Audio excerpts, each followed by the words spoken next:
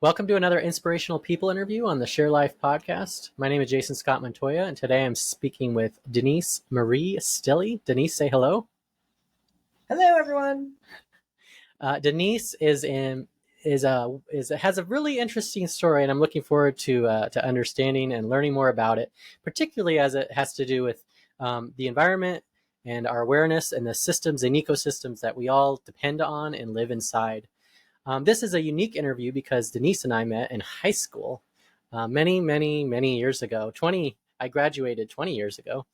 And we were in a class together called Eagle Eye News, where we produced a news show every single day for the high school that we both attended. She was 1 year ahead of me.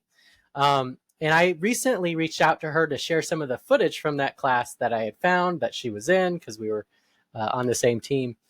And anyways, I was looking through Denise's profile on social media and was like, wow, you've been all over the world. I would love to learn more about your story. So today you get to share that with us. Tell us about that story. How did you end up from the little town of Flagstaff to traveling the world? Thanks, Jason, for that generous intro.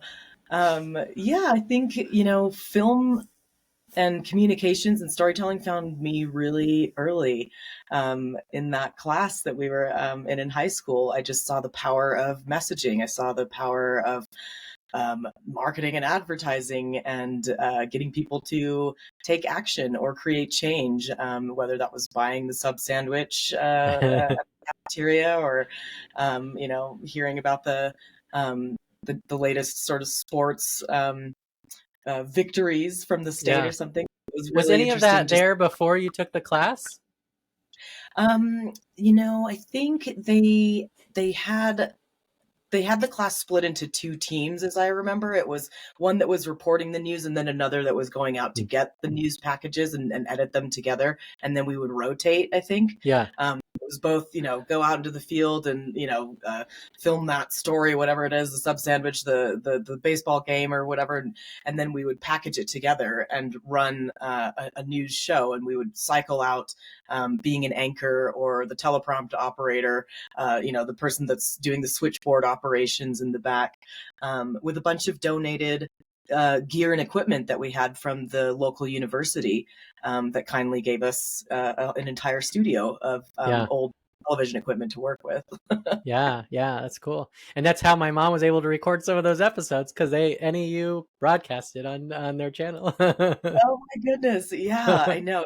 It's just crazy seeing this old footage and stuff, and to think, the seeds of the passion and creativity and the power of storytelling that where was it all started. Yeah. in that class. Yeah. Yeah. So you started going to college while you were in high school. So tell us how you went from high school to college to whatever was after the community college. Yeah, that was kind of an economic thing. If we found out that we could take community college classes and the college credit would transfer to, I was planning to go out of state, so it would transfer to a UC system. And so I was taking, just general education, philosophy 101, sociology 101 classes that would all transfer. And so I entered my freshman year of college almost finished with 28 college credit hours already by the time that I graduated high school. Yeah, so it definitely saved a good chunk of money, and I ended up graduating from the university in only 2.5 years as well. Wow. With a degree in film studies as well, so carried that film theme throughout. Was that the end of your schooling, or would you continue on after that? So then I applied for an intensive master's degree program that was in Australia, and so that was a master's in film and television production. My bachelor's was mostly just, it was a lot of theory, but also understanding the power of the medium itself, and international cinema versus Hollywood cinema, and sort of just accessibility for filmmakers back in the day, which it certainly wasn't very accessible to people of color or women at all. So it was really interesting. And you're from Singapore. You have a Singapore heritage, right? Yes, my mom's from Singapore. My folks met in 1975, and they've been married for about 45 years, but grew up in a biracial international marriage and Okay, family. yeah. Yeah, I'm half Mexican. So my dad is on the Mexican side. Although I don't really look it, but it's in there. It's in my blood. Yeah, absolutely. Yeah. Do you know what part of Mexico? So there's a cup. Chihuahua is the Mhm. native area and the people that doing my DNA testing. That's kind of where that came. But a lot of the heritage I have that comes through Mexico is actually Spanish. So it's from the Spanish people that went to Mexico, and then they bred with the locals. So it's kind of a mix of the two. And then my mom is European and Swedish and things like that. So Yeah, yeah. well, it is one of the most fascinating countries, and it was actually right after I got my master's degree. It was the first country that I went and worked in. Oh, wow, Was wow. Mexico, and that was sort of a crux moment for really solidifying, yeah, just Mm. filmmaking, not for Hollywood or for fiction, but for um, saving the planet, humanitarian change, medical aid relief, human rights violations. It was really a So you went crux from country. Australia to Mexico? Is that what you're saying? Yeah, pretty Yeah. much. Oh, okay. Wow. Wow. That's. And I guess what year was the Mexico thing? That must have been That was 2007. 2007. Yeah. Okay. I So mean, Mexico graduated has changed a in lot. I was there 2007. last year. How was Mexico then? It was intense. We the Zapatistas were still operating pretty heavy down in the Chiapas region where I was, Okay. and it was a film on microfinance and indigenous women, so Mayan descendants that were receiving microfinance grants. Um, and then I ended up working on a campaign on violence against women and trying to legalize abortion rights for women in Mexico City in 2007, which was huge back then, because Yeah. you're going up against the Catholic Church and patriarchy. And, now we look at how it's, you know, going backwards in the States regarding the issue of abortion. And they've legalized it in Mexico. So, Mm, almost 20 years later or 17 years later or so that you see sort of these big changes start to happen. And that we only, worked on the campaign where they legalized abortion just in the city of Mexico, Mexico okay. City, the capital. So now it's throughout the state that it's been legalized, and now Americans are going down to Mexico to seek abortion Interesting. advice. Now, how come that issue was so important to you? That issue was important to me because uh, it it really, threw into perspective that the choices that women were making, it wasn't just I don't have the money or I'm too young. It was domestic violence that they might have been involved in. It was, shame and dishonor and Mm, abandonment from family, and ostracization from your church. Not being able to work anymore, just entering a life of poverty with your children, and knowing that as well. And so just being able to have access to information, so women weren't having to take it upon themselves to um, have their own self-induced abortions, and end up hemorrhaging and dying on doctors' tables. So it really kind of went into feminists that had been fighting this for a long time, to try and make it something that was a social issue, not just a women's issue, yeah. but something that affected men and affected societies. And it was really trying to shift perspectives a lot like that. So it was different than having it just be something that was, um, you know, a safety net, should you Hmm. be, end up as like teen pregnancy or something. But it really sort of viscerally connected all of, how much that seeps into the rest of society, in our choices and the type of society, that can be created with uh, Yeah. people. Mothers have those choices, Yeah. for their own for their own body, self-worth, and contribution to society as well. So was that a stark contrast to your experience in Australia in the sense of I imagine Australia, like America, is a pretty great place to live, and then you go to Mexico, which is a pretty rough place to live. Is that kind of what you experienced as well, or? Yeah, I mean, living wise, like since I was young, I had traveled all over the world, just with parents that were international. So I'd been exposed to a good amount of um, uh, you know, danger, poverty, you know, beauty and history all over the world. Um, so you know, I had been exposed to it, and it I had gone down to Mexico several times already, and I'd minored Yeah. in Spanish, so I spoke the language really well. Um, but it was a stark contrast, of course, from Australia. But it was also, you know, right along the lines of the documentary niche that I was trying to create for myself.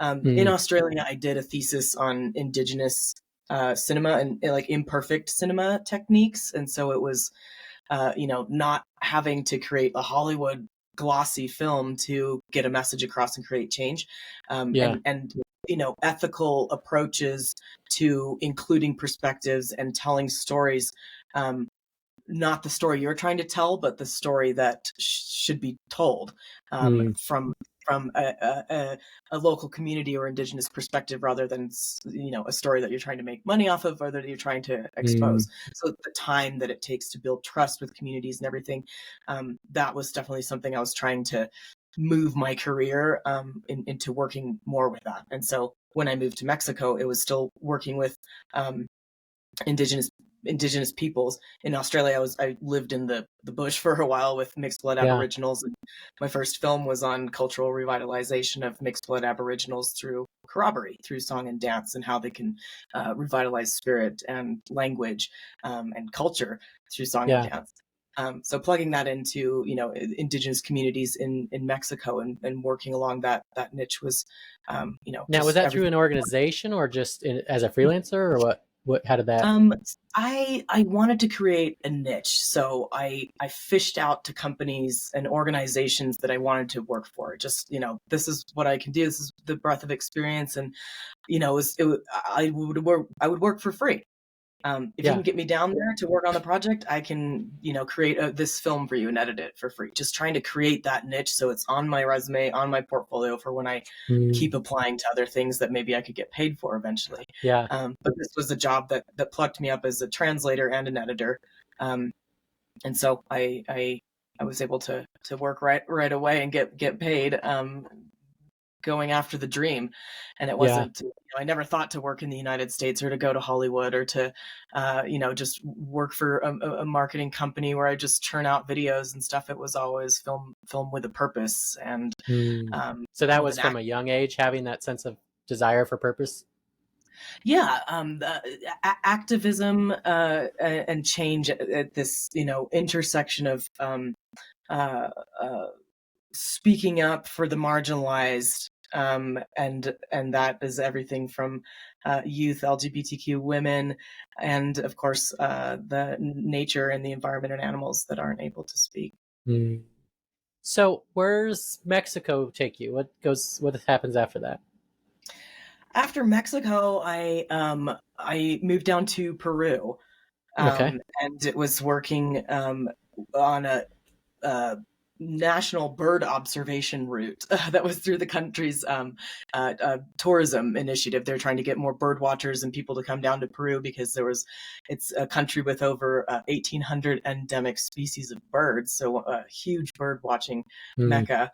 Um, and just huge changing environment as well, from the coastal environment and marine avian species there, to then just sort of this, you know, the high Andes, and then it drops off into the Amazon basin. So just the change of mm. birds that's down there. Started an NGO that was working on tree reforestation in the north, Oh and wow. we were working on sort of just mesquite tree replanting. And then our production company was an NGO that worked with the tourism and Ministry of Natural Resources and Environment. Yeah, and so did some work in the Amazon as well, and that's sort of Is as romantic as it sounds? absolutely. I had the whole bout of just, you know, complete um just lucid connection to nature that is just ready to consume humanity and civilization, and just consume. There's just so I've never felt more alive in a place that wants to Mm. where everything wants to kill you or can kill you.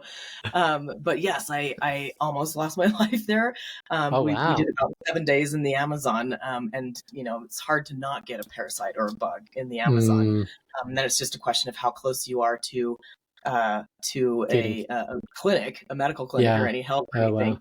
wow. So yeah, I was definitely had about 5 saline bags of rehydration because I just lost all my fluids. And had I not been close to a Mm. clinic, I don't know if I would have made it. Oh wow. Your But parents yeah, don't know I that carried story, that do little they? got the parasite with me. I think it's protected from food issues around the world. Named him Yeah. Jojo. Good. How long were you in the Amazon other than the 7 days? Were you in the area longer, or is it just like a temporary project that you moved on? That yeah, it was a temporary project. We were filming. We went about 19 hours up past the headwaters of the Amazon, the Ucayali and Marañon rivers, and got into a dugout canoe, and then went up a little tributary, and we were filming. Um, Also filming bird species in the Amazon there. So we were up with like a 78-year-old river guide. Went caiman hunting in the middle of the night. That he grabbed a caiman out of the water with his bare hands. Just an incredible experience, but also very, um, peeled my eyes back to not just the beauty of nature and everything, but the destruction of what's happening to it, and the industry that can corrupt, uh, that can lead to human trafficking, Mm. wildlife trafficking, natural resource extraction that is rampant and unchecked. So we just saw the destruction of the trees and logs, extreme logging, but then just mining as well that's happened down there, and indigenous communities that have been wrapped up in extractivist industries and being exploited, whether that's Yeah. prostitution or child trafficking. So really being seeing some of those Mm. those So dark yeah, underbellies that's happening at the same time. yeah. I guess two questions on that is, and they could be related, I guess. One is, what does how we take care of the environment and say about us as people? And two, was seeing that darkness like, was it traumatizing? Yeah. First question: how we take care of the environment. What does Um, it say about us? what does it say about us? I mean, I think I think our education systems are broken. That's maybe what it says about us. Mm. Um, because down there in the Amazon, when I would see a lot of trash, well, it's not the kids' fault or the families that are there. There's no system for trash Mm. pickup. There's no education for the kids to know the difference between throwing a banana peel that biodegrades Hmm. versus a banana that's wrapped in plastic. so, Yeah. so the plastic just goes on the ground. There's no system to pick it up. There's no education to Mm. to Which teach people how to which separate waste. yeah, I went to Honduras this year, and I had a similar experience because we went to the rural areas, and there was no system for them, and it revealed that kind of illuminated to me like just how dependent we are on systems that we don't even realize it. Yeah, absolutely. And how much it can shift and change with, one policy or law Hmm. that goes Yeah. into it, the Yeah. monitoring and implementation of that too. But it also showed me, the complacency as well, because working over in Vietnam, I mean, I'd end up on that was a huge campaign for the Worldwide Fund for Nature I was working with was plastic waste. Received millions of dollars from Germany and Norwegian governments to address plastic waste in one of the Mm. top 5 countries that discharges the most plastic waste. But where is all of that? 50% of that is coming from countries like the US that's sending their trash Yeah. there. So that's a broken system altogether, with Yeah. people feeling like they're recycling over here. I tossed it in the bin and I don't need to, Yeah. Well, monitor and some where it of goes it out. is like just having intentionality. I there's all that controversy about plastic straws, but then I read this article, is like, well, we could actually invent plastic straws that do the thing they do, but also degrade really easily. We just no one ever came up with the idea. No one ever did it. So some of it's just about being aware and sensitive, and then having the drive to do it, right? Well, I don't know Yeah, what you, yeah, absolutely. Well, and also just, I mean, the desire to want change as well. I mean, how long has recycling been a broken system in the yeah, United States? And why? Because there's lobbyists, there's an industry, and so we don't want that to change. There's money in this, and so people throw so much money to keep the status quo yeah. of the system. That system's broken as well. Hmm. So to the question about the darkness, I'll throw in this part. So one, you see the horrors up close. It's difficult to see that type of darkness. But then there's the second part, which is the despair of what you're just saying. Is now you have power structures that don't want it to change and are doing things to prevent that change. So you're facing darkness, and then you're facing um, a power that doesn't want to that wants to keep that darkness going. So how did you handle that, or are you still trying to figure it out? Ooh, yeah, every day I wake up and fight that. um, but I think for a long time, operating, first was having your eyes peeled back to see the darkness. The Um, awareness. yeah, just awareness. Then comes the what can you do about it? Or do you flee back to comfort that might be Mm, something a little bit more manageable?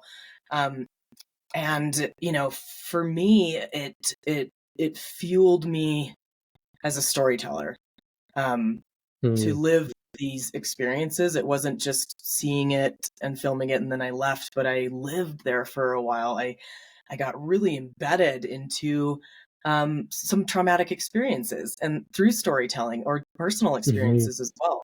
Um, in Vietnam, as a communications person, having to post the daily wildlife trafficking seizures of the day. That could be 7 frozen tiger cubs coming across the Lao border that were found, in a truck. That could be, baby macaques chained to a toilet in a restaurant or mm, something. And bear paws, or dead trophies of marine turtles. And so it's like just cranking this stuff out, just get it out, but taking the time to sit back and process that, to be more intentional of how you can serve this type of work. Because if you don't take that time to step back and look at it as like, this is sad and traumatic, um, mm, you kind of just get into autopilot of just like, all right, get the post out, what's the most mm. gruesome photo that we can find, and just spawn people to action. Okay, then messaging for the donors, and you just get sort of lost. You don't really have the dooms feeling anymore, because you're It's doing stuff. normalized, right? Yeah. So there's that, seeing the darkness, being aware of it, and choosing to do nothing, or becoming like, consumed in anxiety, Yeah, because you can't do anything, or doing something and just like overloading yourself because you yeah, can't do it all, and you need systems, or you need people and partnerships and governments to yeah. work together to move something. So I'm at that stage where I feel, uh, you know, I feel infused every day with purpose to do something. I feel like banging on bells and doors and pots and pans and everything to try and raise the alarm bell. And that can be exhausting when people don't take action, and you see the same systems, recycling and all of this stuff. Nobody takes action. Everyone's just, trying to get by and survive and be a good person on this planet. So that can be exhausting as well, of just trying to ring alarm bells and tell the story so many times, Mm, when even like your friend circle isn't, or can be desensitized to it, or like your mom, you're like, oh, another article that you put out on animal trafficking or something. It's yeah, like people can yeah. be desensitized to it after a while, so that can be disheartening. Mm, But just taking that step back to reconnect with nature, and to have that solace and introspection with yourself, to keep that mission and that that juice alive within you, to keep up and fighting. yeah. Well, how much does community play a role in that, in terms of your community and your family, your friends, but also your colleagues and work, and in the kind of the community that you're in that is around the mission you're going after? Yeah, I when I set off and left the States and about 10 years ago to live abroad for a while, you know, leaving a community like Flagstaff that, I mean, grew up here in high school and my family had been here for such a long time, just like, the foundation of this town and stuff, and sort of leaving out to move to places where you don't know anybody. You might not even know the language. uh, you know, it definitely brought about survival skills. Hmm. And it brought about, a time in my life where I wasn't surrounded by, you know, people community wise, but there Mm, was like community. isolated or? Yeah, it wasn't like they were right there with me. It was a community of um fellow creatives around the world and Mm, artists and activists that I was looking for. That community that's not, they're not everybody right in front of me, but I've got my sound guy down in Brazil. I've, met the yeah, best editor that lives over in Vietnam. Creating this crew of creatives, that was a community that I think, it shouldn't be limited to just who is within your vicinity or your proximity, but mm, how can we as humans connect with one another to create the best, community on this planet. yeah, um, and that can be feeling like you're totally alone in a country, but like that you still have a lot of support, and you have a lot of like-minded people that are working towards the same thing. yeah. um, I mean, did you ever have a moment like, this isn't what I thought it was? Like, it's much worse or harder, or maybe in the flip side, man, this is much more amazing than I thought. I imagine you probably had both, but the reality versus the expectation. yeah, I mean, I feel like I could be plopped into any corner of the globe and adapt. Yeah. um, but I think, China was probably difficult because the as a creative, just the content that you could create. So I was limited to, I couldn't really create, activism, environment kind of stuff. So Mm. it was really lessons in censoring uh, what you And might what tell you. years were you in China? Oh, and then there was also no access to Google, and Mm. For the research. the Great Firewall as well. So just trying to edit stuff or send material or anything was just What year was that? excruciatingly. That was 2015. Um, Okay, so 8 years. in That's China, not very they long ago. actually Yeah. I couldn't, yeah, because I couldn't really film, environmental stuff or indigenous rights or anything like that.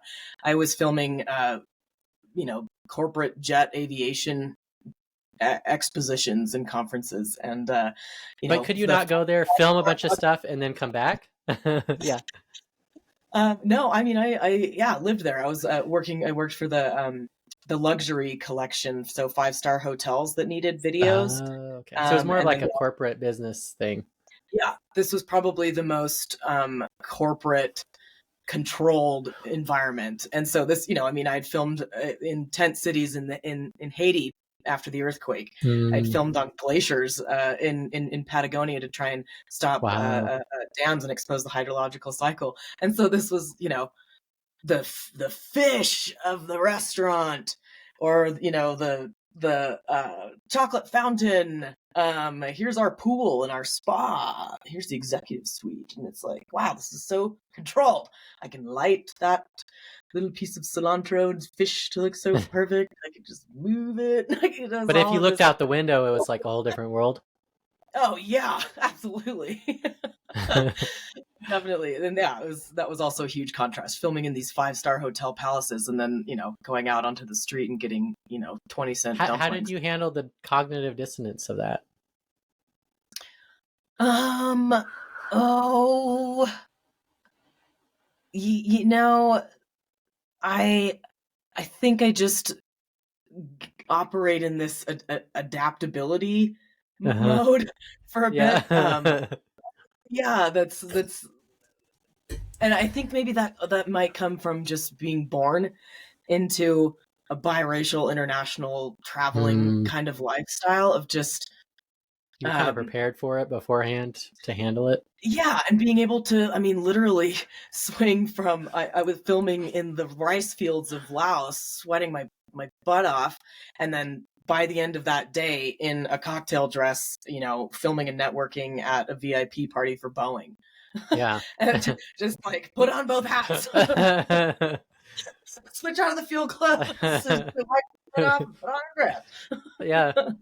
Wow, that's wild. So what other adventures did you go on that brought you to today, but that we haven't hit on yet?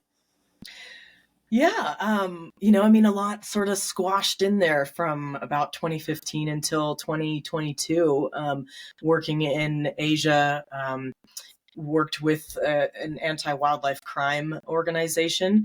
And so that was really, I think it was in that rice field in Laos that I realized I didn't want to be the one carrying all the camera equipment, and thought, where's my 25-year-old intern boy that wants to earn his keep and be a filmmaker traveling the world as I can't do well. this So, anymore by myself. I wanted to move up a little bit more, and I mean, this filmmaker dream and everything. Well, I can't do it all, and realized, I need my crew, call on people, and so moved kind of up into a head of communications position, and also traveling abroad. I and living abroad, I needed to be more secure.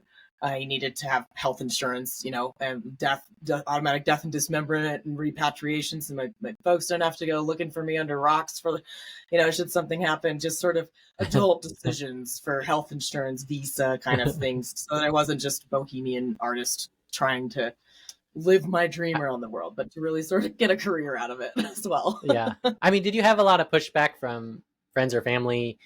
They were like, well, this is too dangerous. You shouldn't be doing it. Like that kind of thing. Or were they very supportive, or was it kind of a hybrid of both? I don't know uh, if their opinions ever um, hit me to heart with something. I mean, it's like my ears go up with danger, international danger. That so I think just having international parents that came from some hardship backgrounds as well. It was never a question of like, no, stay here, or that's too dangerous, or no, don't go down to that country after 200 inmates have just been released or escaped prison. It's just like, yeah, well, aware of the hardships around the world, and yeah, certainly had my bout with danger and violence in certain places. So I think friends have been a little bit more apprehensive, just because my parents, living international lives themselves, and seeing my life as well, were able to understand. But some friends are some of like my lady friends who are cosmetologists and beauty school that are just like, oh my gosh, what are you doing? So yes, I've definitely heard that several times before. Yeah. So, and then what else in your journey that we missed?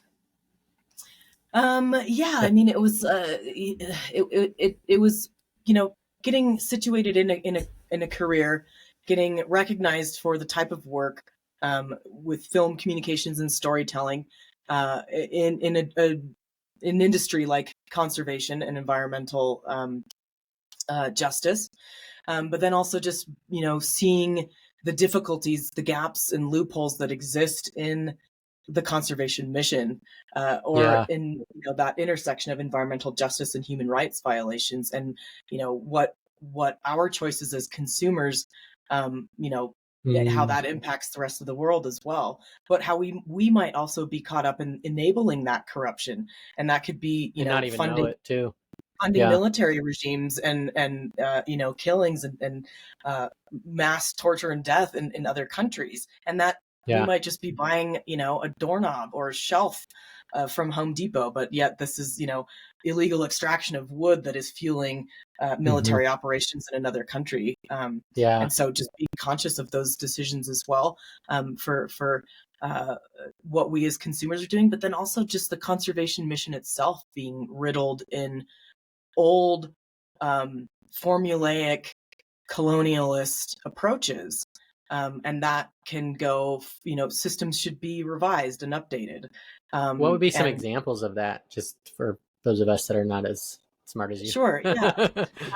It's can be the conservation mission has been, save the planet, more so than around, save humans, or how have we, Mm, our consumer choices and our production and supply chains. How has that pushed people mm. aside and excluded them, or even evicted them from their ancestral land? Yeah, or exploited people, right?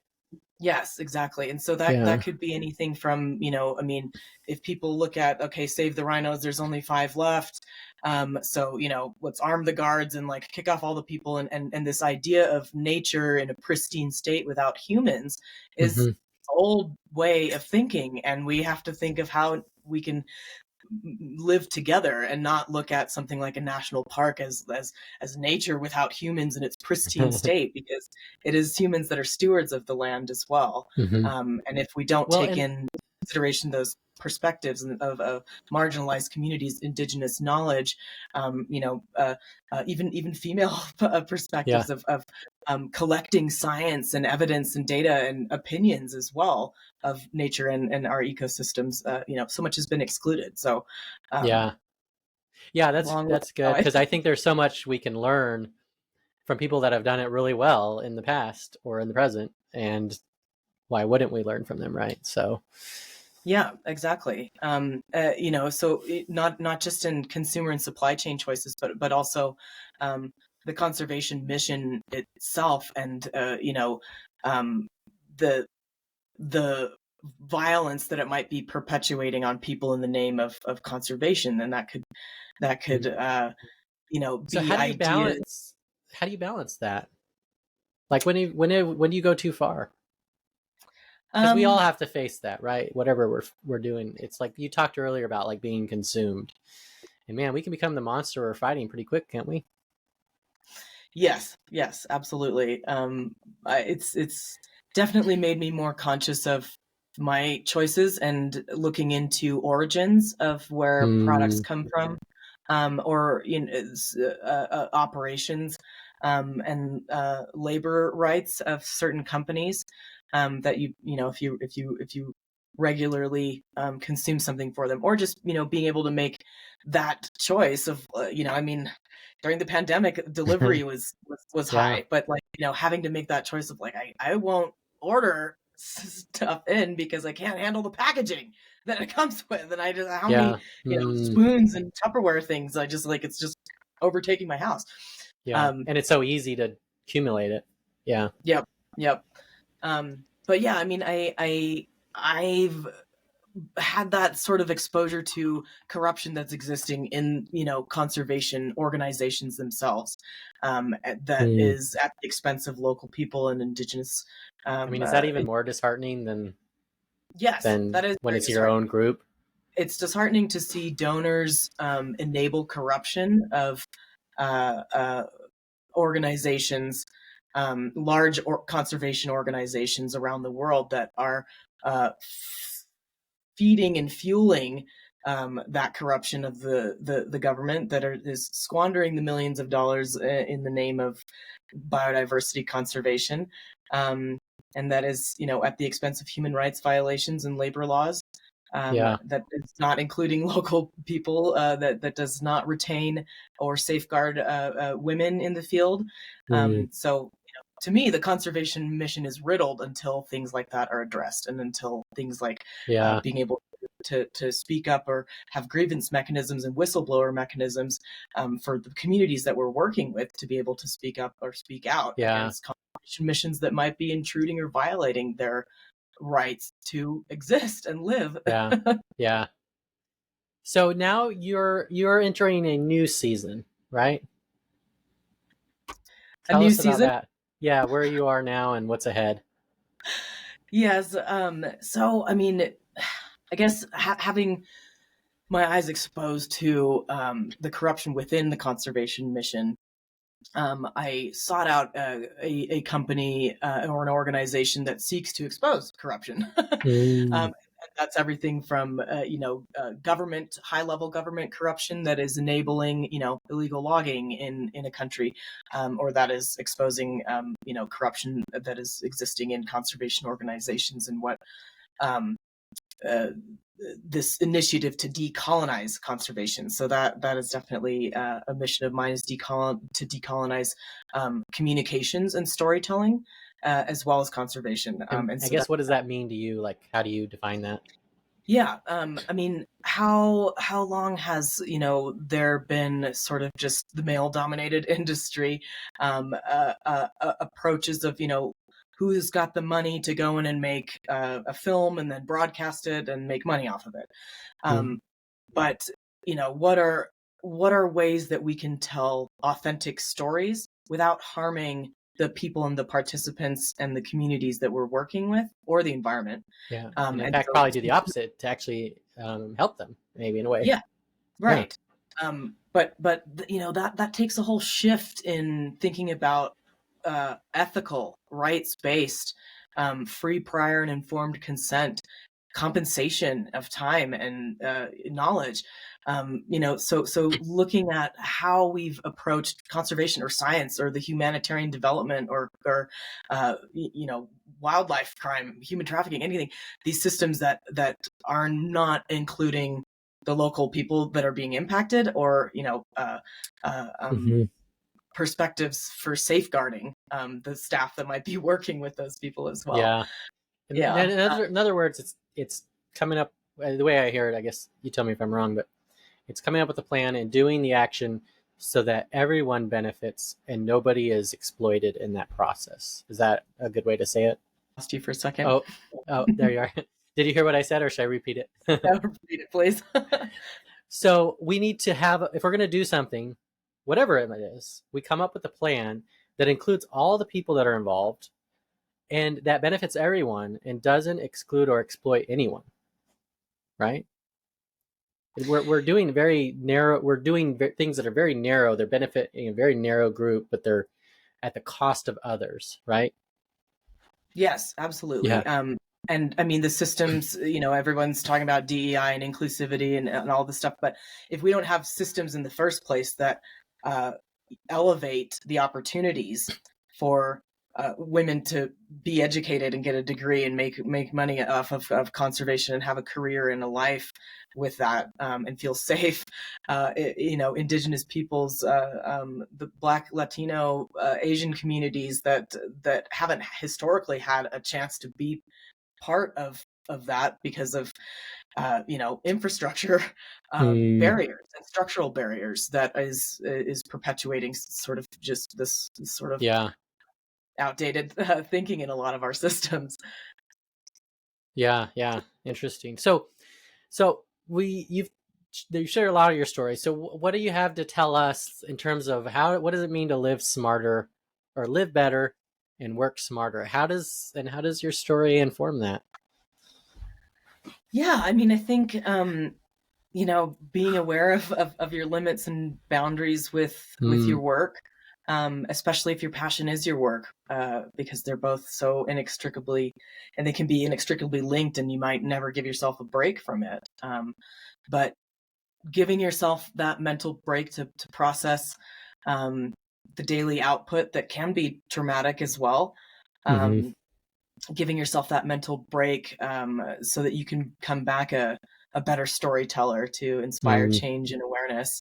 But definitely giving that process time, um, as well as finding a career where it doesn't feel like you're being exploited yourself, mm, and where all of that pressure and that passion just comes together, so you just overwork yourself.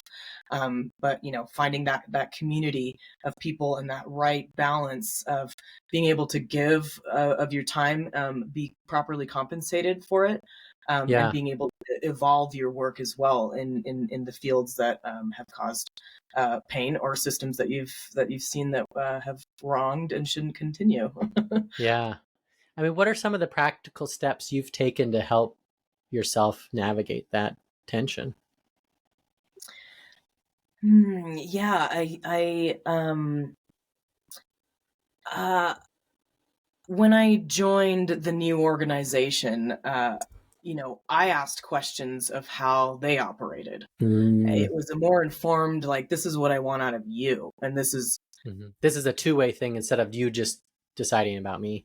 yes, I like that. exactly. Yeah, that's a good idea. And seeing that there was space to grow something like inclusive storytelling, Hmm. inclusive communications, where it was something that they wanted to be developed. Like, we want to be at the helm of developing this framework so that it's something we can, inspire other organizations Hmm. to look at ethical, rights-based communications and storytelling. So we're not just going to get the story and come back and splash out the report and everything, but Yeah, creating an opportunity for Indigenous artists or local communities' voices to be elevated. yeah.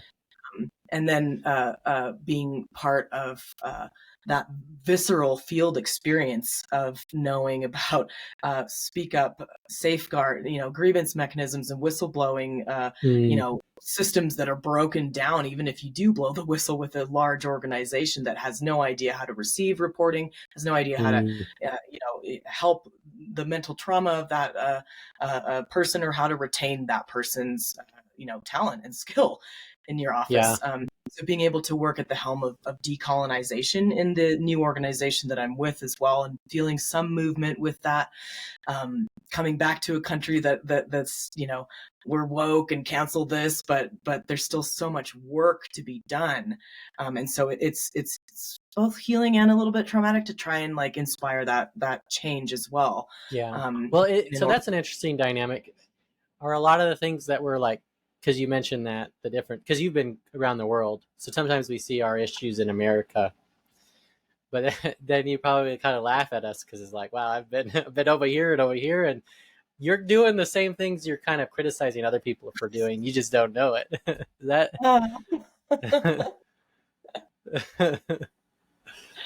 Yeah, definitely. I have to cut myself off some with conversation with people. It's like, Yeah, I mean it's hard, right?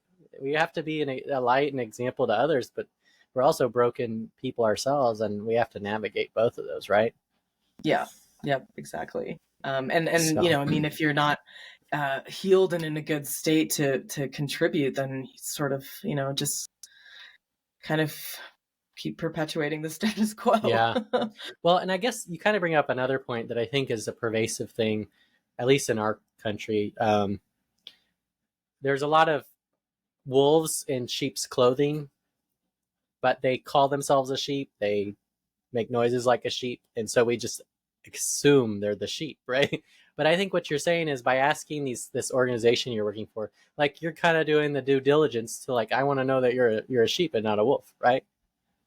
Yes, Yeah, absolutely. Being able to peel back those layers at the interview stage, and getting those questions out of what you expect from yeah, an organization, and it takes a little while to sort of get to that. And it's not a confidence thing. It's almost like, just like a child learning from a hot stove. Like, you've been burned, and so yeah. you don't want to get burned again. But it also takes a certain level of courageousness too, Hmm. to Courage, want to yeah, break that cycle and be and feel like you can do something to change it. Because if you don't, like, who's gonna do it with that experience yeah, and that, yeah. I've perspective to just bring yeah, my people. own you say yeah. I've just been surprised, and I've kind of come to learn not to be surprised, but just how many people in power positions of power and authority have no idea what they're doing, and they do some really bad things, and I've done some really bad things, but I wasn't in that position of authority, so the consequences were a little bit smaller. Yeah, So definitely. I think power can, or positions of power are definitely set up to abuse. yeah, And it's very rare to find a leader that that is mindful and inclusive, and sensitive and courageous, and wants to, make changes, in an yeah, organization that is flexible enough to do that as yeah. well. Um, So that and kind of ties into the idea of mentoring. So how do you think about mentoring, and how's it played a role in your life? yeah, mentoring, I think, has always been a two-way street. Um, one of the things I started doing because I saw how much film, infused me with a passion and a purpose from the age of 14, 15 in that class. Um, you know, uh, I think, um, you know, having that, sorry, I lost the train of thought there for a second. Where were we? Mentoring. Right. Okay.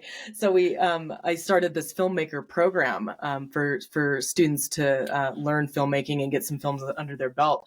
Just to see those sort of those sparks and those light bulbs go off was, carried Mm, some of those girls through yeah. New York University and through USC, going to film, breaking barriers as women filmmakers. And they also started in high school. So just being able to see those light bulbs go off, and being able to know that, like, hey, maybe in 10 years we can work on a film together, because you're gonna have all of this great experience in this film experience to contribute, and maybe we could work together. So it's like, hatching out the next generation. Yeah. But also just seeing, a lot of my job with WWF Vietnam So you were a was professional wrestler, is what you're saying. yes, I was. Well, Well, panda it's the wrestling. WWE now. um, yeah, they, that was working in a country where there wasn't, an elevated level of creativity. Creativity's just been very squashed in this high level communist country, that, you can't just go off and create, you know, whatever you Yeah. want. There's censorship and everything, so that censorship limits art, of course. Yeah. And so just being able to mentor people with editing and filming, and being able to build up their portfolio as well, it's just it enlightens me to see how people learn, and different Mm. techniques, to be able to learn from them, and be malleable and flexible with how we can create films. So it's been a two-way street for me to see that evolution in Well, people's ways. I know you have limited time. Do you want to keep chatting, or do you have a few more minutes? Yeah, I got a couple more minutes. Yeah, and then I'll jump. Well, I guess, wrap us up. I know there's stories, there's narratives, there's systems. I'm sure you got a lot of more wisdom to share with us. What else do you want to tell us before we close out here? Yeah, I mean, I guess, it's been a long journey of just creating um, the the niche that I wanted to work in. And I guess that might be a common theme in a lot of this, is if we want to change our systems, or if we want to break through in areas where it's not common to do so, we've got to take it upon ourselves to create that, to create the new system, to create Yeah. the new update as well. And a lot of my career um, was spent just creating the niche for myself. And sure, at times wanted to go off and just probably maybe I could have made more money as a waitress at certain times. I'd find myself filming on landfills in trash, and be like, what am I doing Yeah. actually? What have I done? But just, being able to sort of gain that experience to understand how the system works and how it's broken, to offer solutions, and create those dynamics to shift it. I think that's really important. Whether that's, something like an alarm clock, like you were talking about, or something as big as humanitarian aid relief. Um, Mm, or just trying to create a career for yourself in creating that niche of where you want to go, and that could yeah. be, just creating systems that you want to see as well. Yeah. And I know that can be difficult when people are sort of just bogged down in complacency, or being stuck in Yeah. systems. Yeah. And the dynamics they create and incentivize Yeah, us. Yeah.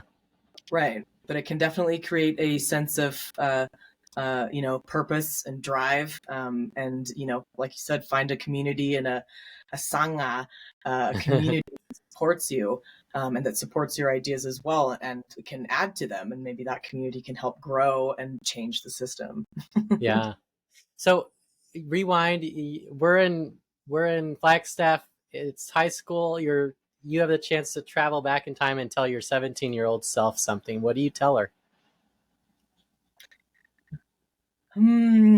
I would tell her, you have a lot of adventure ahead of you. Um, eyes on in the back of your head, uh, uh, distrust earlier. um, uh, you know, I would definitely have told her to figure out how systems hurt earlier, Yeah. rather than sort of just complying because maybe imposter syndrome or you don't feel like you have enough experience, but question systems earlier. That's what I Yeah. would have told her. You Okay. Yeah. Test and hold on to what's good. Yeah. Yeah. Anything else you want to say? No, I feel great, Jason. Thanks for really, taking this all the way back to our teen years, and really sort of, it's just great to see how so much of this came alive, and to sort of reflect back on this trajectory with film and storytelling. Yeah. And here we are telling stories on a Yeah. podcast as Yeah. well. We are.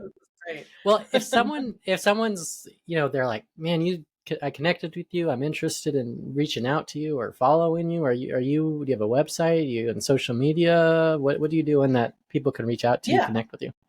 Yep, I had a production company. I still do. I'm just not operating it as much. But eventually, I'll go back to that freelance production Yeah. company again. But I would tell them to Denise Stilley. I'm Okay. on LinkedIn. I'm on Facebook, Okay.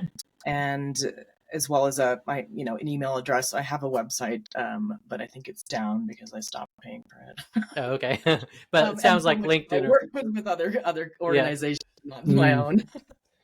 yeah, but LinkedIn or Facebook. Of Yeah. films. There's a lot of great Mm, anti-wildlife trafficking films. A lot of Worldwide Fund for Nature stuff okay. that Well, if you brings can, if to yeah, if you can life give me all the plastic links, yeah, everything. give me all the links and I'll put it on the page when I Okay, publish this yeah, episode, and then people can watch all of those, at least the ones you want to great. show. Yeah, I've got a ton of links. Yeah, I'll be happy Sharon, to include all of those. oh Um, great, yeah, yeah. trip around the world. Now my daughter wants to be a marine biologist. She wants to go to college in Australia. So do you think it's a good idea?